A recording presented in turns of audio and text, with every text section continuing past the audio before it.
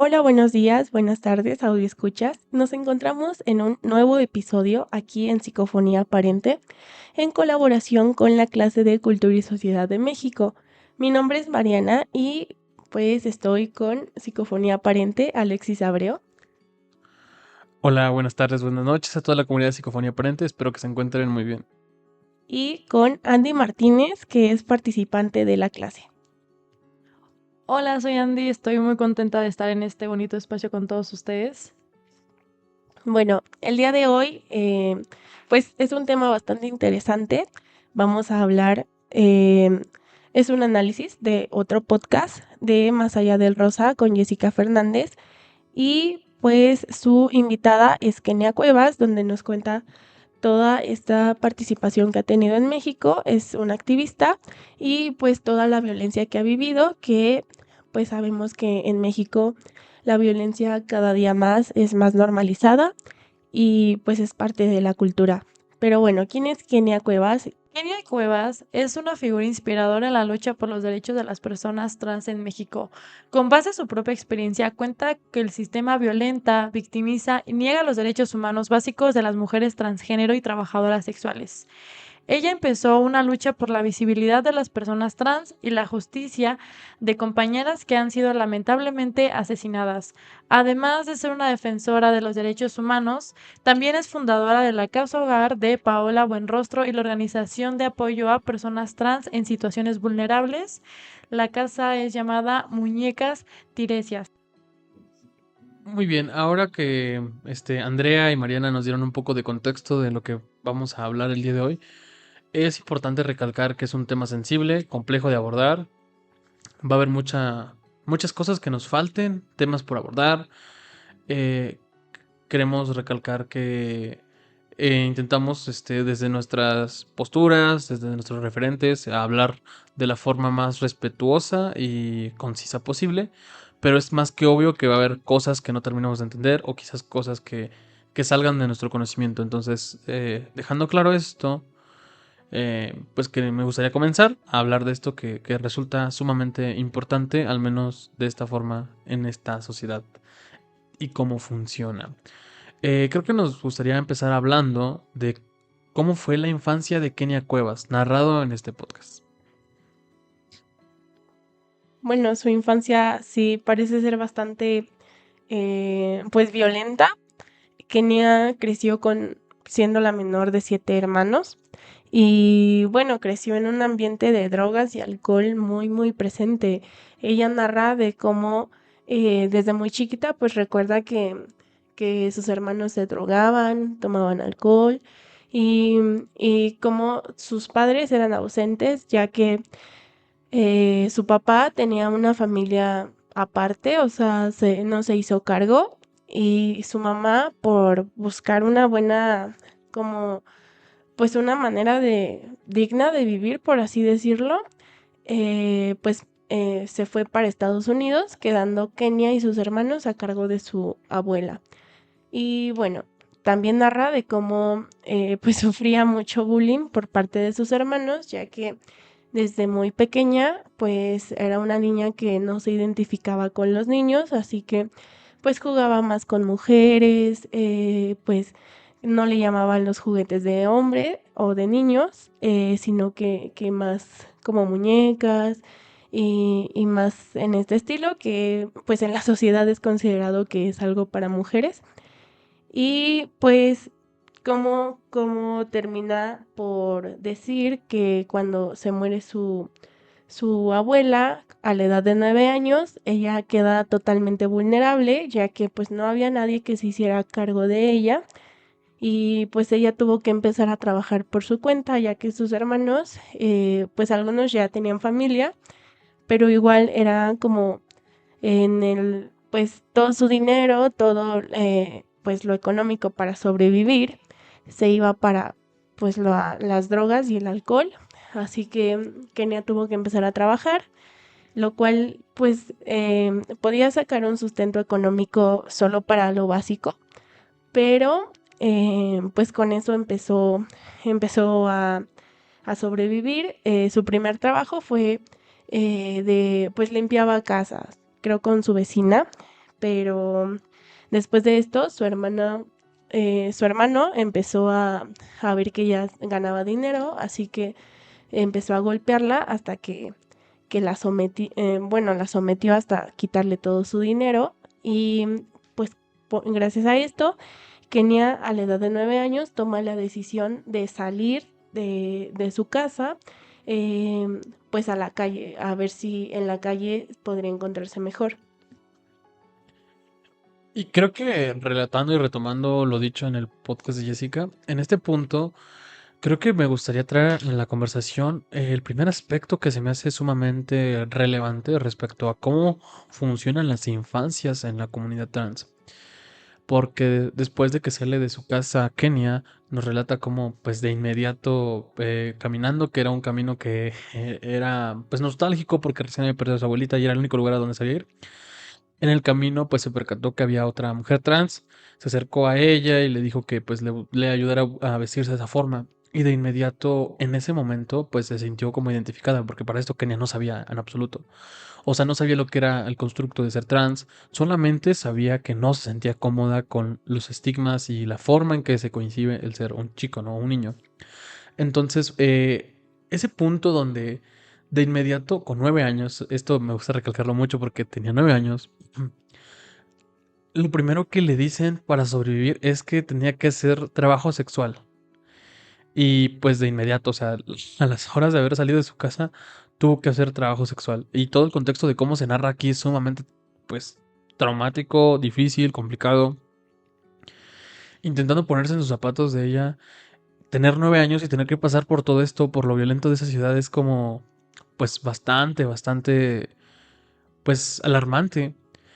Pero aún me resulta más alarmante y creo que puede ser la primera crítica respecto a la sociedad y cómo se comporta con la comunidad trans, cuando a pesar de haber vivido todo esto, Kenia siente que encontró por primera vez un lugar donde es aceptada o su casa. O sea, prefirió mil veces trabajar, ejercer el trabajo sexual eh, y irse a vivir en la calle y en condiciones pues no aptas para una niña que estar en casa, porque no se sentía parte de eso. O sea, no me imagino lo violento o lo conflictivo que tuvo que haber sido su hogar para preferir vivir en, pues, en las calles y siendo trabajadora sexual que con su familia. Entonces, desde aquí, nos podemos ir dando cuenta o empezando a hacer una crítica respecto a que, pues, cómo está todas las circunstancias para que orilla a la comunidad trans a que pareciera que su único futuro es en, en la labor sexual, que lo cual se me hace sumamente alarmante. O sea, creo que aquí me gustaría partir y me gustaría saber como su opinión. Vamos bien. Sí, claro, me gustaría empezar con una crítica ya, porque se me hace algo, pues, frustrante de cómo siendo una niña de 10 años, bueno, 9, em, pues luego pues la mandaran a trabajar y más de trabajadora sexual para poder ser con lo que ella se identificaba. O sea, Kenia narra como pues ya en muy corta edad, casi tirándole a los 12, pues ya era una trabajadora sexual muy cotizada y sabemos por qué. Y esto es bastante frustrante porque si en estos tiempos entiendo también la diferencia de tiempos, que pues eso era los 70s, 80s, y entiendo que pues ya en estos tiempos son algo diferentes y que si viene un niño menor de edad, menor de 10 años, a decirme o a cualquier persona a decir de que quiero ser igual que tú o, es que yo me quiero vestir así, pues obviamente no se le va a mandar a que trabaje y menos se va a llevar a un sitio de taxis, porque como lo cuenta Kenia, esa misma trabajadora sexual que le dijo que tenía que trabajar para poder vestirse como ella, la llevó a un sitio de taxis, o sea, la llevó con su primer cliente y narra su primer cliente, su primera situación y todo esto estuvo, pues, si bien no hubo tanto un abuso muy pronunciado, sí hubo, pero narra cómo los demás pues ya fueron abusos muy pronunciados y pues al igual como las instituciones desde este primer punto no pudieron darse cuenta que era una niña de 10 años. Y, y pues esto es sí bastante criticable. Y como les digo a Andy y a Alexis, pues sí es bastante eh, algo que sí me molestó al momento de estar viendo el podcast. Es totalmente, o sea, entiendo, Mariana, el sentimiento lo comparto y las ideas también, pero también me parece muy importante el papel que juegan aquí las instituciones y también que, pues muchas veces como población a veces no podemos estar tan cerca de conocer, de informarnos de instituciones en las cuales podamos acudir para ese tipo de situaciones. Porque al ser menores de edad, pues obviamente lleva un proceso legal y una situación mucho más comprometedora que contrae más riesgos. Y bueno, en el tema de las instituciones, cuando Kenia intenta acudir a diferentes, porque no fue a una, fueron a muchas instituciones, le ponían muchos peros en el sentido de que no aceptaban o violentaban o rechazaban su identidad de mujer trans, que yo creo que a día de hoy el tema de la comunidad trans sigue siendo muy polémica para diferentes instituciones por las creencias que tenemos en nuestro contexto en México, que pues obviamente ella al vivir eso a los 9 años, obviamente no tenía muchas opciones, ella obviamente se dejaba llevar por lo que los demás le decían, ella pues estaba en un proceso muy traumático por lo de su abuela, entonces ¿qué pueden hacer las instituciones para que infancias como ella, como muchas más, pudieran tener un lugar seguro, un lugar donde puedan desarrollarse, que puedan eh, tener una infancia adecuada y que no conlleven este tipo de riesgos, como lo comentaba Mariana? Después de lo que menciona Andrea y Mariana, creo como importante otra vez mencionar el aspecto de que pareciese que no tienen otro futuro las personas de la comunidad trans. O sea, como incluso en esas épocas, o sea, que estamos hablando de los 80s, 90s, si actualmente es complicado y sufren múltiples discriminaciones, que a pesar de todo se ha avanzado, es complejo y me resulta pues sumamente tortuoso el poder pensar en cómo sería en ese momento, en cómo incluso la esperanza de vida, de movilidad social, pues prácticamente resultaba nula, que pareciera que su único lugar pertenecía al trabajo sexual. Y creo, y yo intento interpretar de esa forma, el por qué cuando Kenia se acerca a esa primera mujer trans, lo primero que le dice es eso, como que si pareciera que algo común. Hablemos de lo normalizado que está.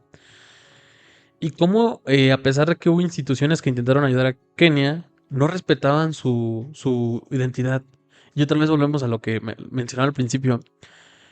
Cómo Kenia prefería vivir en esos lugares conflictivos que no aceptar su identidad, o sea, que discriminaran su identidad, lo cual considero sumamente, pues, grave. Y pues igual nos puede decir mucho de la constancia de la labor de Kenia. Eh, el cómo, lo expuesto que resultaba, porque después, más adelante, se nos va narrando cómo Kenia, pues, resultó positivo a SIDA con 13 años. O sea, estamos hablando de, o sea, una edad muy, muy temprana. O sea, cómo ya había pasado por tantos trabajos sexuales a la edad de 13 años. Cómo empezó a ser adicta a drogas. Eh, y aún me resulta más, complicado entender cómo es que para que pues exista este tipo de trabajos existe gente que paga por ello. Entonces, cómo es una demanda en, de múltiples personas, que en específico hombres, por el trabajo sexual de una niña de 13 años. O sea, no encuentro, o sea, la perversión en ese acto. O sea, o lo rancio que se encuentra el sistema actual y la sociedad para que pues eso suceda. Y pues, incluso en algún punto de la conversación, me es curioso porque Jessica menciona su problema con las drogas y Kenia menciona algo que yo he creído toda la vida, que realmente el problema principal no son las drogas, porque ella decía, las drogas solo son la punta del iceberg, y yo estoy muy de acuerdo con eso. O sea, realmente el problema de las calles no son las drogas, sino lo que los orilló a estar en las calles, y las drogas solo es una salida rápida. Entonces creo que podemos como seguir por esta línea. Es que sí considero que las drogas, pues no es el principal factor que tengan las calles, pero sí es un factor muy rápido a que las personas de la calle lo puedan conseguir. O sea, es más fácil conseguir drogas a conseguir comida. Y es algo que narra mucho ahí Kenia. Eh, pues al tener pues sí un trabajo mal pagado, que pues al estar en trabajo sexual es un trabajo que aparte de que es pues no es formal, es un trabajo muy informal, pues es mal pagado porque muchas veces, y como lo decía Kenia, pues te guías a como diga el cliente, ¿no? O sea, si el cliente te dice, ah, no, pues mejor tú no, porque pues eres más cara o algo así. O sea, si te pones en, pues en un rango de precios, no sé cómo se maneje, eh, pues muchos clientes van a preferir a quien sea más barato en este sentido. Y pues muchas veces tienes que poner pues alguna tarifa muy baja, entonces es de estar mal pagado, tienes que ver dónde te vas a quedar o si tienes dónde quedarte o si tienes la posibilidad de quedarte en algún lado y pues en lo último que piensas es en comida, porque pues sí, obviamente te va a dar hambre, pero para este trabajo pues vas a decir, no, prefiero comprar más vestidos a comprar comida. Entonces, ¿a dónde te lleva esto? Si en la calle es una situación muy factible a donde puedas consumir droga, o sea, y ya conociendo a mucha gente de ahí es como, oye, pues quién vende o cómo. Y así como lo narra, pues en los puntos era como, pues intercambiaba su trabajo sexual por un gramo de droga. O sea, era más factible a que alguien te diga, ah, sí, te doy un sándwich. O sea, eso se me hace igual muy ilógico, pero trato de entender el contexto de que al estar en la calle sí es más factible encontrar droga. Estoy totalmente de acuerdo con Mariana en el sentido de que la gente está acostumbrada o pues también su contexto los ha llevado a preferir consumir cualquier tipo de droga que comer antes. Y bueno, a mí me gustaría tocar también mucho el tema de el SIDA, porque al menos en el 2022 en México se diagnosticaron aproximadamente 18,000 casos de VIH en niños, que ha sido la cifra más alta en México a nivel histórico. Entonces, esto nos habla mucho también de cómo estamos a nivel de nuestra educación sexual en México y también de qué manera podemos prevenir a las infancias o también a adolescentes, adultos, a que pues contraigan estas enfermedades, que obviamente pueden suceder por diferentes factores, pero al menos en la comunidad trans y en la comunidad LGBT, pues se ha visto con muchísima frecuencia. Hasta cierto punto se llega a estigmatizar de que solamente las personas trans o LGBT pueden contraer estas enfermedades cuando es completamente falso. Por eso también me parece muy importante que desde pequeños, desde pequeñas, a los niños se les debe de enseñar educación sexual. Siempre hay una forma de poder enseñarle a los niños nombrar su cuerpo, conocerlo, porque lo que no se nombra no existe. Entonces, si los niños no conocen su pene, su vagina, sus partes, no va a haber manera en la que ellos también, cuando se encuentren en alguna situación de riesgo, puedan actuar o puedan decir algo. Entonces me parece muy importante que las infancias en la actualidad logren tener una percepción de su cuerpo, que aprendan a nombrarlo, que también, pues, aunque hoy en día en la sociedad es un proceso complicado también en donde nos encontramos, yo considero que puede ser un proceso lento, pero que se puede ir logrando. Entonces, no deberíamos de perder el ojo también en cómo se vive la sexualidad a nivel de las infancias.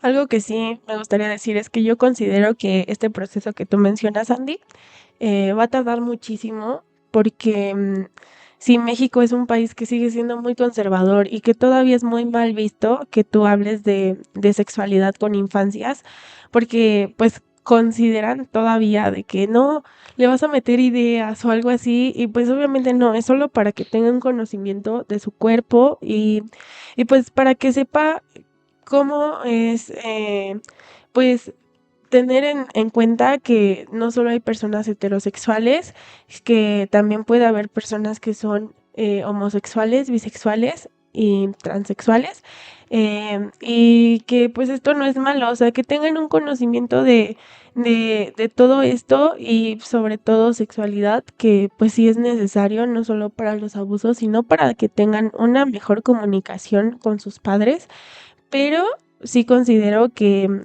es un proceso que va a tardar muchísimo porque todavía las generaciones que están pues más grandes que nosotros todavía lo ven mal, todavía es como, no, ¿por qué le vas a hablar de sexualidad al niño? O ¿por qué le vas a decir? Y así, o sea, sí todavía en secundaria lo critican, en edades de secundaria, porque llegan a decir de, no, le vas a meter ideas o no, si le dices es para que se embarace o algo así. Entonces, pues es una mentalidad que probablemente no va a cambiar, porque entiendo también en qué contexto pudieron educarse o así.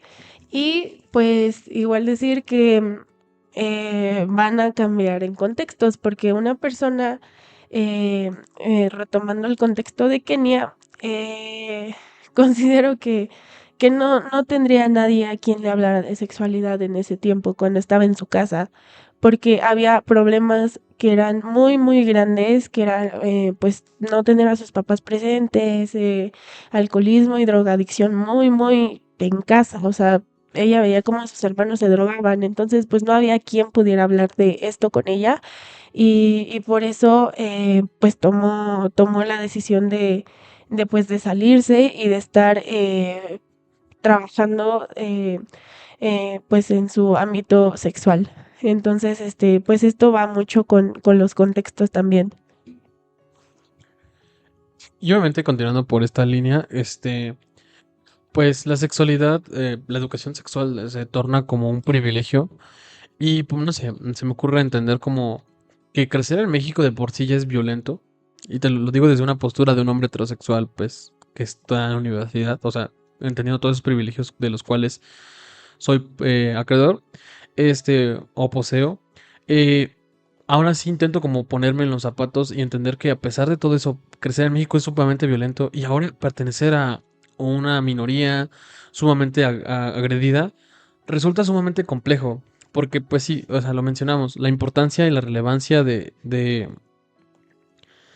entender lo importante de la educación sexual, pero que resulta algo imposible.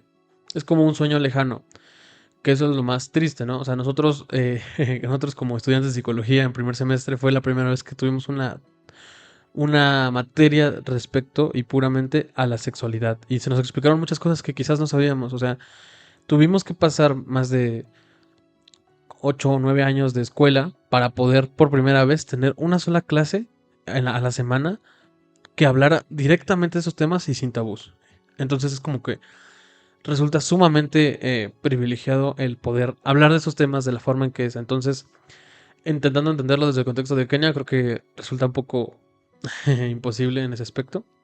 Bueno, sí, con este punto me gustaría introducir a otro tema que pues sí es bastante importante, que es la negligencia que se ha tenido, bueno, que se hay en México.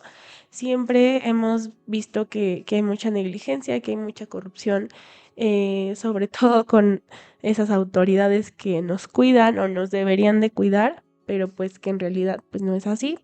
Y bueno, Kenia narra muchos aspectos de negligencia que ha tenido durante su vida, de cómo pues los policías la agarraban así de repente, la miraban en la calle y la subían a la patrulla, que la metían a la cárcel así porque sí. Y bueno, el mayor acto de negligencia que nos cuenta es como pues hubo un asesinato hacia su amiga Paola Buenrostro, donde todas las trabajadoras sexuales que estaban ahí fueron testigos y bueno, esto fue por un taxista que iba en estado de ebriedad y pues la mató ahí solo por nada, o sea, no hubo un motivo con el que pudieran justificarlo, que obviamente esto no es justificante, pero pues sí, la mató enfrente de todos en una vía pública y aún así no se hizo nada en contra de él.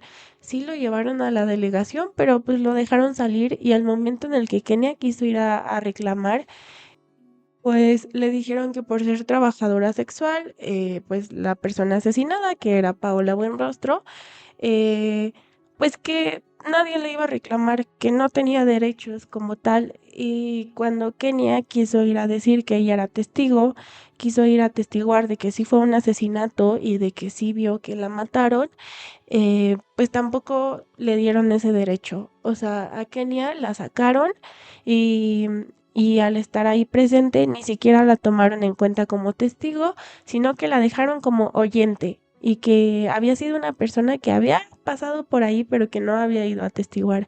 Entonces, con esta negligencia, Kenia lo que hizo fue tomar su activismo, se llevó a todas sus amigas trabajadoras sexuales trans y fue a reclamar el cuerpo de Paola Buenrostro. Pues esto ya se los dieron en un ataúd y lo que hicieron fue ir a hacer una marcha al Zócalo con el cuerpo de Paola, reclamando justicia porque no se le había dado ni siquiera una sentencia mínima a la persona que lo había matado. O sea, eh, literal a él lo metieron 24 horas y después fue como, te dejamos en libertad, no pagas ni fianza ni nada y pues solo esto por ser trabajadora sexual y por ser transexual. Entonces, pues con todo esto se ha llevado muchas amenazas porque sí se hizo muy pública y pues estuvo en todos los medios de noticieros. Kenia fue la que más dio declaraciones y por esto mismo se hizo muy pública y pues hubo personas que ya han intentado asesinarla, ha recibido muchas amenazas y pues ni siquiera le han podido dar seguridad. Ella tuvo que buscarlo aparte porque cuando intentó pedir seguridad, pedir que pues estuvieran ahí cuidándola, al menos su casa por donde vivía, dijeron que sí, que eso iban a hacer y pues han muerto más personas pensando que matan a Kenia porque pues logran identificar dónde viven, van, se meten a su casa, hacen mucho desorden, y si hay personas pues les disparan o las asesinan pensando en que ahí va a estar Kenia, y pues ella ha tenido que buscar más seguridad por su propia cuenta, ella ha tenido que estar en casas de seguridad, ha tenido que tener muchas cámaras para tener pruebas porque si no, pues no se le puede dar como un seguimiento a esto.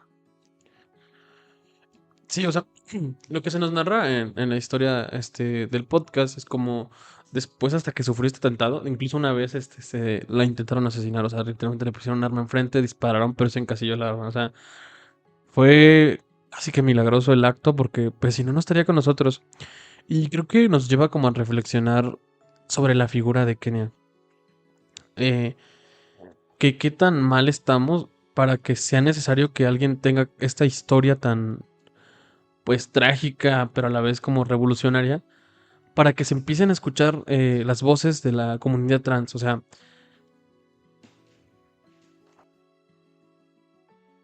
agregando un poco más a esto que hablas, pues literalmente, o sea, a como se nos narra su historia, tuvo que pasar por casi un asesinato para que le dieran protección. O sea, estuvo a punto de morir, o sea, le apuntaron con un arma frente a frente y solo se salvó porque se encasquilló. O sea, fue casi milagroso esto. Entonces, creo que reflexionar sobre figuras como Kenia nos hace entender que realmente es necesario llegar a estos puntos para que podamos darle voz a la comunidad trans. O sea, tuvo que pasar un asesinato, tuvo que haber toda una marcha por el medio del Zócalo para parar avenidas principales, para que la gente volteara a ver lo mal que estaba esta situación. O sea, me resulta como sumamente preocupante que lleguemos a estos extremos.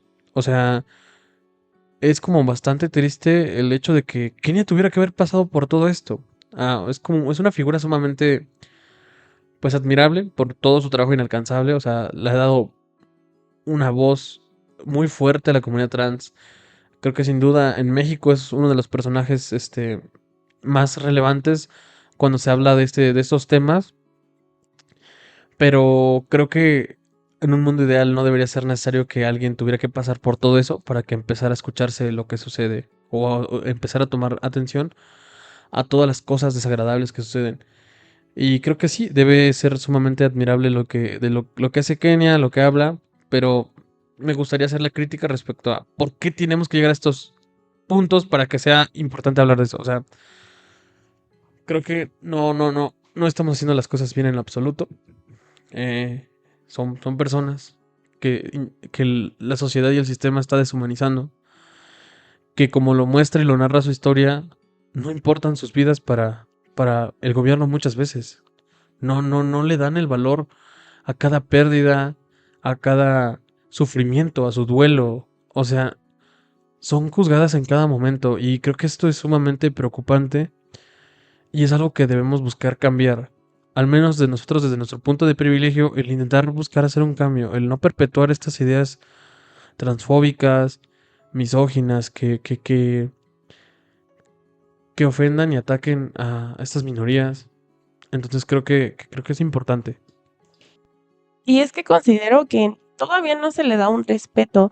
O sea, a Kenia, que fue pues la que empezó con el activismo, o al menos a la que reconocieron con el activismo, pues todavía la han intentado silenciar. ¿Y quién la va a intentar silenciar que no sea el gobierno o pues la seguridad que se supone que nos debe de estar cuidando? Porque contra quien salió, pues fue contra la delegación que no le dio ni el derecho de ser, pues un testigo en el caso de su amiga. Entonces, pues esto no, ni siquiera se le ha dado el respeto que merece y tampoco pues el cuidado, porque así como dice que ella ha pedido que le den seguridad, en realidad no se la dan. Entonces, pues sigue siendo muy hipócrita que se diga de que, sí, los activismos transexuales, cuando ni siquiera estás cuidando a una de las caras principales de este activismo. Y dejando claro que no, o sea, o sea, una vez más a lo que se mencionaba anteriormente, ¿no? No debería ser necesario ser una figura pública para que tu seguridad esté garantizada. O sea, estamos pidiendo por dignidad y por seguridad. O sea, nos arrastramos por un poco de seguridad. O sea, realmente estamos en una situación desagradable, o sea, en general, pero cuando volteamos a ver a la comunidad trans en específico, resulta todavía más violento. Entonces, creo que estamos haciendo las cosas sumamente mal. Y es muy criticable todo lo que se ha hecho, las agresiones que ha recibido todo desde que existe la comunidad trans, o sea, desde que abiertamente se empezaron a nombrar las múltiples agresiones. Creo que es muy cuestionable y hay que empezar a hacer cosas para mejorar esto, porque no podemos quedarnos así.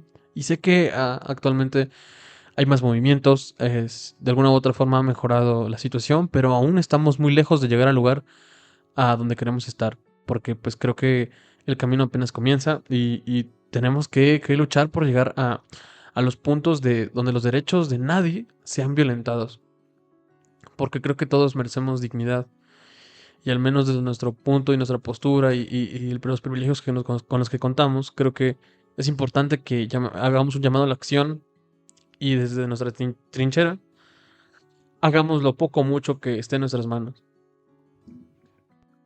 Y bueno, para ya ir dando una conclusión en este podcast, pues sí, decir que nosotros, al momento de ver el podcast de Más Allá del Rosa con Jessica, pues sí nos dio mucho coraje.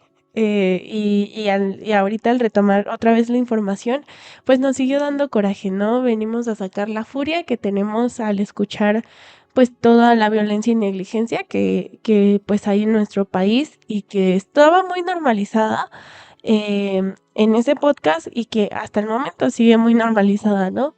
Y bueno, aún nos faltó muchísimo por analizar, es un podcast bastante extenso, pero bueno, pues hasta ahorita muchas gracias por escucharnos. pues esta sería mi despedida. Andy, ¿tienes algo que decir? Pues solo me gustaría agregar y dar las gracias a Mariana y Alexis por invitarme y por tener este espacio donde pues hablar de estos temas de violencia me parece muy importante y creo que este podcast nos ayuda a reflexionar sobre nuestros propios prejuicios y estereotipos y de trabajar juntos para crear un mundo más inclusivo y respetuoso. Sí, Andy, muchas gracias por participar aquí con nosotros. Pues tu opinión es bastante importante. Alexis, no sé si te gustaría decirnos algo más. Pues me gustaría para cerrar y ya finalizar este podcast muy necesario, que sí, obviamente una disculpa de antemano por si algún tema lo tocamos no con la sensibilidad que merece o desde la desinformación, como lo decimos. Fue un acto de liberar este enojo, gracias a este podcast, y pues analizar lo que se puede analizar de respecto a toda la información que hay, que es muchísima. Creo que hay muchas cosas más por hablar sobre esto. Creo que puede haber miles de ensayos, libros, videos, documentales y no acabaríamos. Entonces, creo que más que nada agradecer a Mariana y a Andrea por compartir el espacio, por sentarnos a hablar de esto que creo que es más que necesario. Y pues creo que eso es todo. Muchas gracias a ustedes por escucharnos. Esto fue Psicofonía Aparente y pues sabrán de nosotros mucho antes de lo que esperan.